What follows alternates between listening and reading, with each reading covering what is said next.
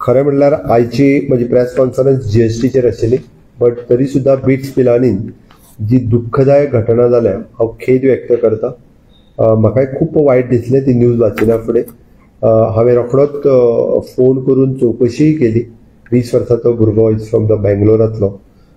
ताजी हिस्ट्री हे तर सगळे वेगळी हांव तितून वचना, बट फाटले सगळे जाल्ले इन्सिडंट्स हे लक्षात घेवन आमी कलेक्टराच्या अंडर कमिटी ऑलरेडी एस्टाब्लीश केल्या. अशा पद्दतीच्या एड्युकेशनल इन्स्टिट्यूटांनी खंयसरूय जर अशे इन्सिडंट्स जाता आसत जाल्यार तेजी थॉरोली इन्क्वायरी करपाची थारायल्या.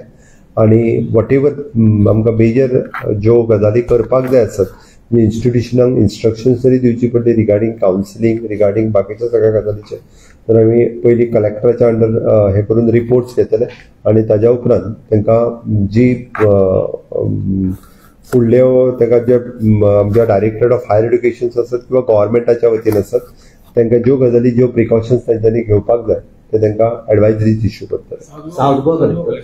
आतां at present South Goa collector आनी इवन दो आमी नॉर्थ गोवानूय तशी कमिटी घालतले आनी इन फ्युचर हे अशा पद्दतीचे इन्सिडंट्स हे खंयसरूय जावचे न्ही हाजो सरकाराचो ध्येय आसा.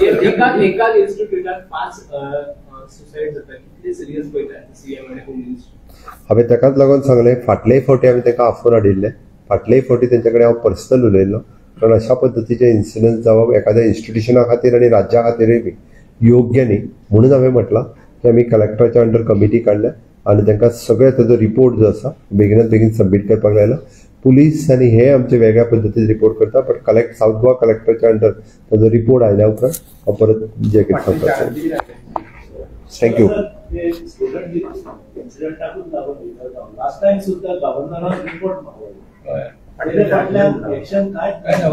is the responsibility of the state to ensure student welfare, whether it is academic pressure, whether it is ragging, or whether it is some other external factors that are affecting. Because 5 cases in 8 months is too much in one single campus.